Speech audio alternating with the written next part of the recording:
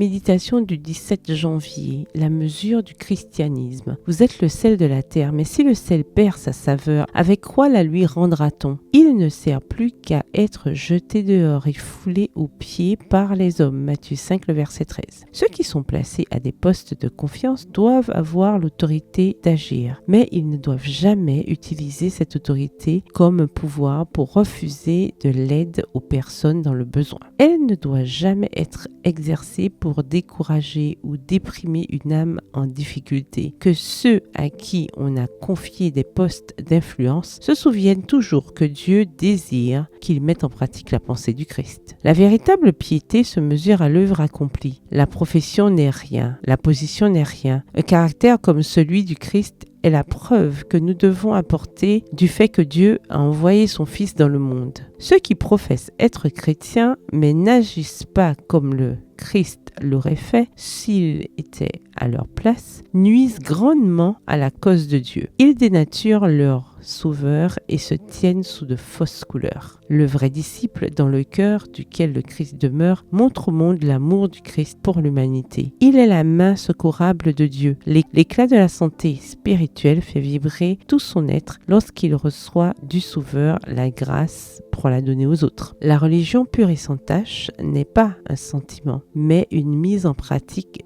d'œuvres d'amour et de miséricorde. Cette religion est nécessaire à la santé et au bonheur. Elle entre dans le temple souillé de l'âme et, à l'aide d'un fouet, en chasse l'intrus pécheur. Prenant le trône, elle consacre tout par sa présence, illuminant le cœur des rayons brillants du soleil de justice. Elle ouvre les fenêtres de l'âme vers le ciel, laissant entrer le soleil de l'amour de Dieu. Avec elle viennent la sérénité et le calme. La force physique, mentale et morale augmente, car l'atmosphère du ciel, en tant qu'agent vivant et actif, remplit l'âme.